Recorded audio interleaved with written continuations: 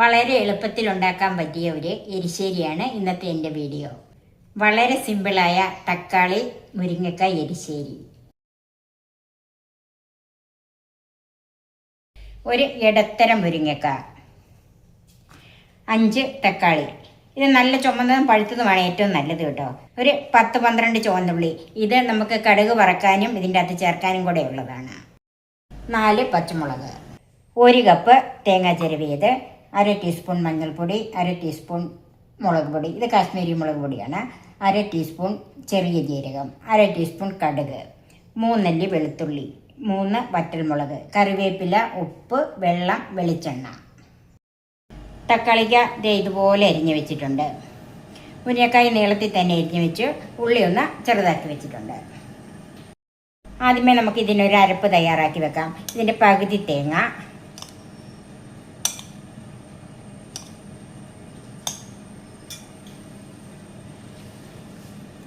ഒരു ചുമന്നുള്ളി, വെളുത്തുള്ളി, ജീരകം,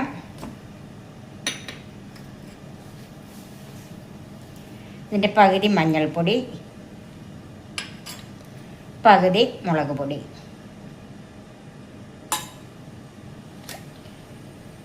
വെള്ളം ഒഴിച്ച് നല്ല പേസ്റ്റായിട്ട് അരച്ചെടുക്കണം.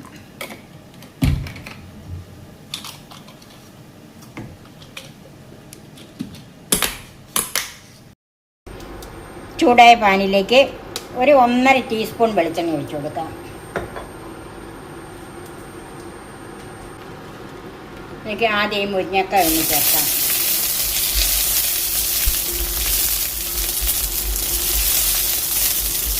വെളിച്ചെണ്ണയിൽ ഒന്ന് ചെറുതായിട്ടൊന്ന് വഴറ്റിയെടുത്താൽ മതി. ഒത്തിരി നേരമൊന്നും വഴറ്റി അത് മൂത്ത് കളയണ്ട. ഇതുപോലെ അതിൻ്റെ കൂടെ തന്നെ ചെറിയ ഉള്ളി ചേർക്കാം.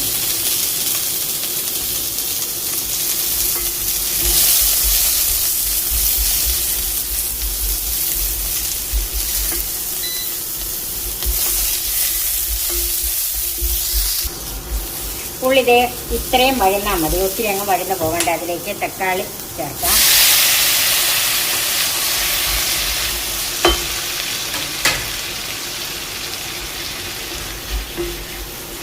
ഈ എരിശ്ശേരി ഇതുവരെ നിങ്ങൾ കഴിച്ചിട്ടുണ്ടാവില്ല, ഉണ്ടാക്കിയിട്ടും ഉണ്ടാവില്ല. ഇതുപോലൊരു എരിശ്ശേരി.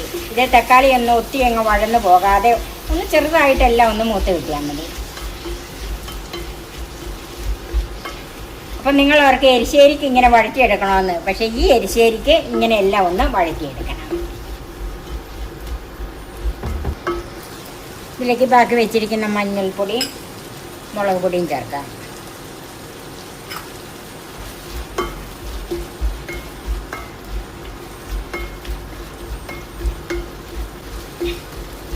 ഇനി ഇതിലേക്ക് ഒരു 3/4 കപ്പ് വെള്ളം ചേർക്കാം.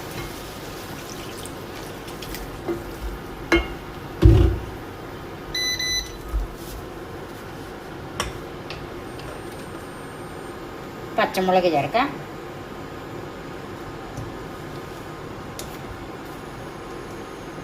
ഉപ്പ് ചേർക്കാം.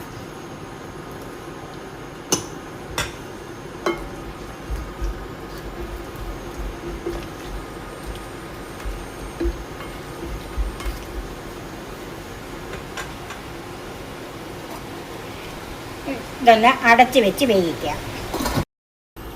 മുരിങ്ങക്കായൊക്കെ ഇന്ന് വെന്തോന്ന് നോക്കാം.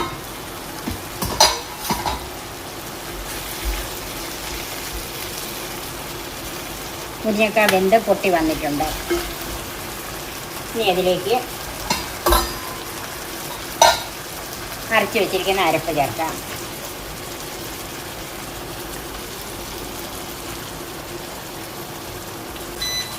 ജാറ് കഴുകി ഒരല്പം വെള്ളം കൂടെ ചേർക്കാം.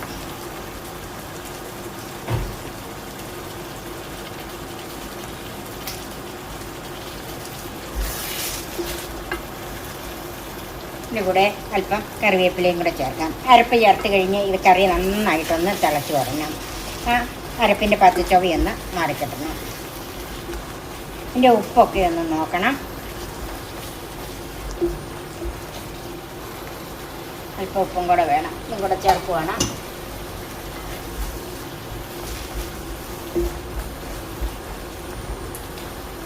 അരപ്പ് ചേർത്ത് കഴിഞ്ഞ് നന്നായിട്ട് തിളച്ച് വെള്ളമൊക്കെ വറ്റി വന്നിട്ടുണ്ട്. ഇത് നമുക്ക് അടച്ച് മാറ്റി വെക്കാം. ഇനി നമുക്ക് വറുത്തിടാം. അതിന് ചൂടായ പാനിലേക്ക് വെളിച്ചെണ്ണ ചേർക്കാം. ഞാനൊരു 2-2.5 ടേബിൾ സ്പൂൺ വെളിച്ചെണ്ണ ചേർത്തിട്ടുണ്ട്. കടുക് ചേർക്കാം.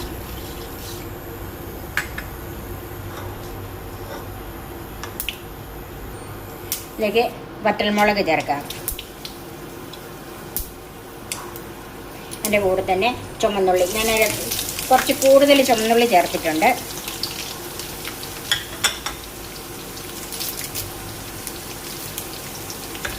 കുറച്ച് കറിവേപ്പിലയും കൂടെ ചേർക്കാം.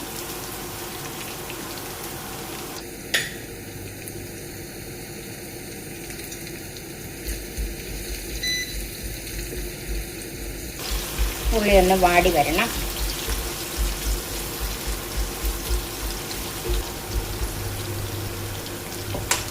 ഇതിലേക്ക് ബാക്കി വെച്ചിരിക്കുന്ന തേങ്ങ ചേർക്കാം. സാധാരണ എരിശ്ശേരിക്ക് തേങ്ങ മൂപ്പിക്കുന്നത് പോലെ തന്നെ മൂപ്പിച്ചെടുക്കണം.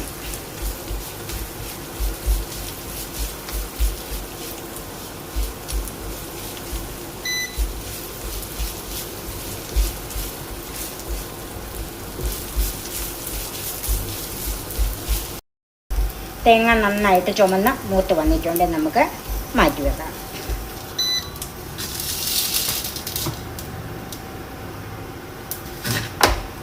ഇനി വറുത്ത തേങ്ങ എരിശ്ശേരിയിലേക്ക് ചേർക്കാം.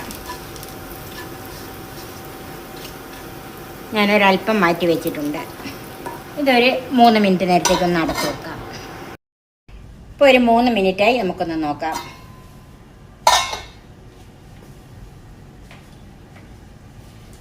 ഇനി ഇതൊന്ന് മിക്സ് ചെയ്യാം.